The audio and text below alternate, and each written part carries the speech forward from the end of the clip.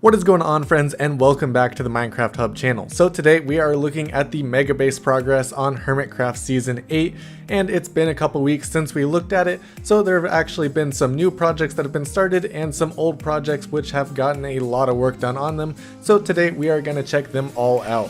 And of course, if you enjoyed this video, be sure to drop a like on it, and if you're new to our channel, hit that subscribe button. We cover all things Hermitcraft, Minecraft, including updates, mods, and so much more, so go ahead and check out the rest of our content. Let's jump right into today's video.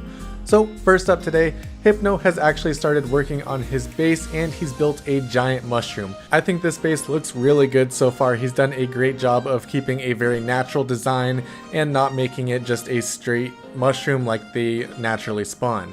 He also had to use a lot of carpet on the outside of it because once he built the top of the mushroom, he was having trouble with mob spawning because it made the sides very dark.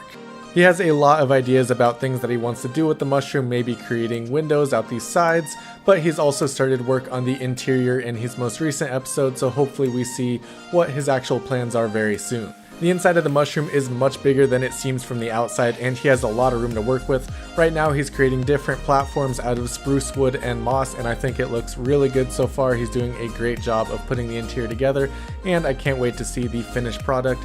He's done a lot of glowberries and leaves and things like that to make it very natural, and it looks great. Next up, we are checking out iJevin, who, as we said before, was creating a big slime hole all the way down to bedrock, and of course this is a massive project because of how big the hole actually is that he's building. So he had some help from Tango and actually built a giant sorting system in order to handle all the materials that are going to be dug out of the hole. And then in a live stream of Hermits helping Hermits, a bunch of the Hermits came, including Cupfan, Zombie Cleo, Joe Hills, and Suma, and they helped him dig some of the hole down, hopefully getting to bedrock very soon. This is definitely a massive project and is going to take a lot of time, but luckily the Hermits are helping each other out a lot this season, so that'll speed up this project a lot considering it is a huge radius circle, and I really can't wait to see it once he starts filling it with slime and everything that he's going to do with it. Next up, Iskall and Etho don't quite have a mega base yet, but they are doing some more building into the side of this mountain. Etho has built a massive control room, and Iskall has been working on this build here, which houses some villagers and has some trading options available. Definitely a cool little hole, but I can't wait to see what Iskall and Etho do later on. Next up, we are looking at Joe Hills and Zombie Cleo. Joe Hills built this little smithing hut right here, and it houses some furnaces, but this is of course not their mega base. Their mega base plans have been laid out here and built mostly by Zombie Cleo. This entire thing will be a huge castle, and I really can't wait to see this done. It looks like a massive project, and even though they know what they're doing, it still looks very confusing to them as well. Zombie Cleo went ahead and gave us the model of what they're basing their castle off of, so hopefully it turns out looking very cool. I'm very excited to see that final product. They are both great builders, so it's very exciting to see them work together, and hopefully they turn this into an amazing build on the Hermitcraft server. Next up, we are looking at the Bodum Town, and of course, as you guys probably know, they are creating a gigabase between Mumbo, Impulse, Scar, Green, and Pearl, and they're combining all their bases into a gigabase. It should be very cool to see the final product, and even the meeting of them talking about it was absolutely hilarious. In this bottom hole, under the bottom pole, I propose a bottom goal. Let's all merge our bases into the first ever Hermitcraft Giga Base. So of course those plans are going to be very interesting, but they're doing a lot of that work off camera and talking about how they're exactly going to design a mega base between all of them. Of course they all have their own ideas so far. Mumbo is of course building this incredible mountain. Impulse is making a factory. Green is also making a mountain and combining it with Mumbo, and that was already a plan, but now he's combining it with everybody else as well. We're not too sure what Pearl is doing yet, although she is terraforming a mountain, and Scar is still working on his mega starter base, so we really haven't seen his mega base ideas yet either. But here's Pearl's mountain, and this thing is looking absolutely amazing. She did a probably 15-hour terraforming project with a lot of jungle wood, moss blocks, grass, and so much more to make this mountain. She said it was a very long process, and I can't imagine building a mountain of this scale, so I assume it definitely was. She basically terraformed the 1.18 mountains all the way into this episode, so it's looking extremely cool already. She's not too sure of how exactly she's going to put the structure on top of this mountain, and I assume those plans may have changed slightly with the actual gigabase plans being put into place. So I'm very excited to see how she builds her structure on this huge mountain. She also talked about maybe combining with Cubfan in the future because Cub is directly behind her, of course with the dripstone ravine, so hopefully that combination looks very cool as well, and you can actually see part of Cub's base right in the bottom frame of this video. It's definitely a very different style of terraforming than Mumbo and Green's terraforming that they've done so far, so it'll be very interesting to see how exactly they go about combining their bases for the actual Giga base. And next up we are looking at Scar, who has supposedly finally finished his mega starter base, and it's absolutely insane to look at. This is definitely the craziest starter house that I've ever seen, and the fact that he's still calling it a starter base makes absolutely no sense to me because this thing is absolutely massive and he's been working on it for hundreds of days so far. It's definitely a very cool build, and he's put a ton of details and work into it, especially with the amount of copper he's had to acquire for this build, and the amount of deep slate for it as well.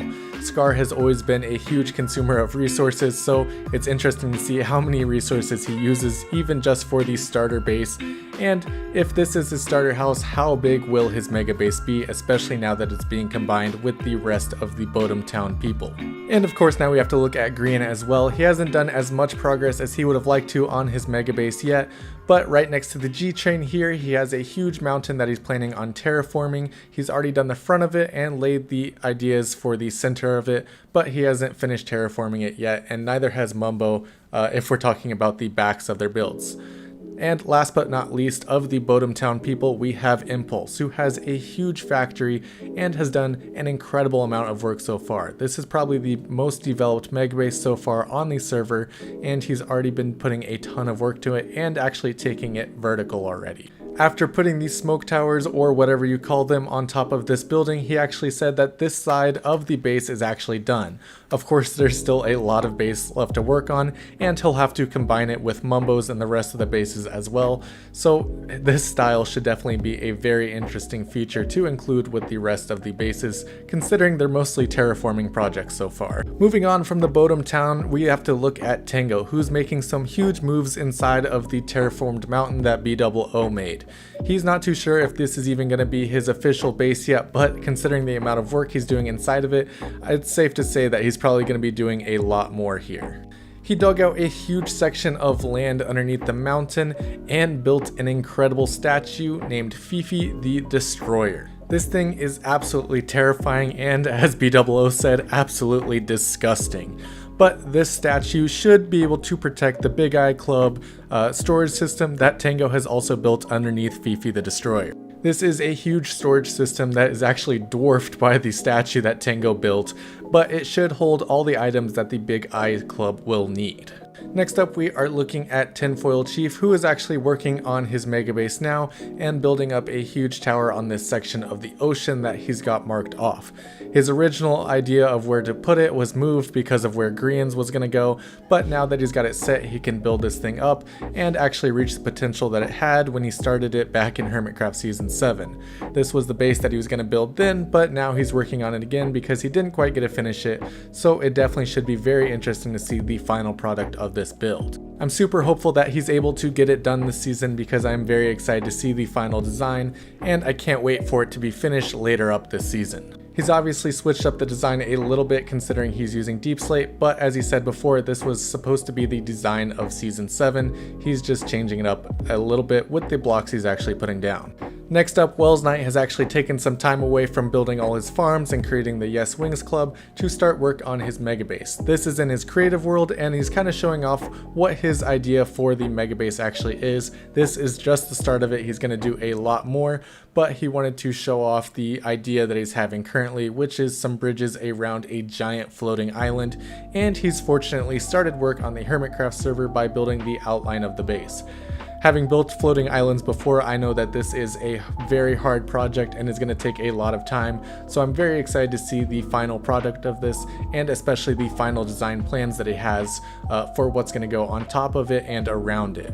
The outline is already showing how big this is going to be though, so it's definitely going to take a lot of time to be able to fill in all the stone and everything that's going to go onto the sides of it before he even builds the bridges. Next up, we are looking at XB Crafted, who has finished up the glass dome and started adding a lot of the details into the build. He has a lot of copper in here, which looks great for now, but he is going to let it weather and turn into the greenish blue that it is, so that should look very cool as well once it's finally finished up its weathering process. The dome is looking amazing though, and he's put a lot of work into it as well. Even these sides here that you can see completely changed by the end of the episode and were filled in with water. The middle of the build he dug out into a large bowl, and the water kind of flows into that, but the center of it is still empty and covered up by all this moss and the pathed dirt.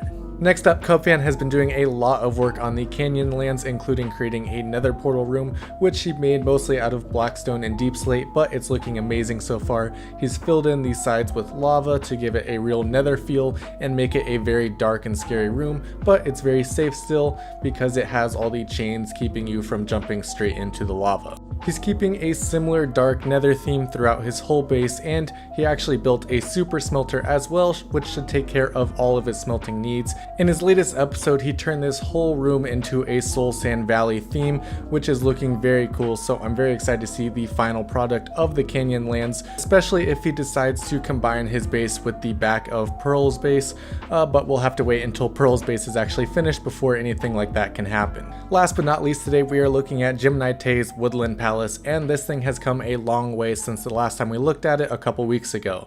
She has built all the walls now, the roofs are coming in nicely, and she actually went ahead and finished up the roof in her latest episode. As great as it is to be able to fly straight up out of your base, it always looks better if you put a roof on top of it. That is all that we have for today's video. If you enjoyed it, be sure to drop a like down below, and if you're new to our channel, hit that subscribe button as well. And go ahead and let me know down in the comment section down below what your favorite mega base is so far on the Hermitcraft season. I know that there are a lot still in progress and a lot not built, but so far there have been some that have made extraordinary progress, including Mumbo, Impulse, and even Scar if you're talking about his mega starter base. Thank you guys so much for watching, and I'll see you next time.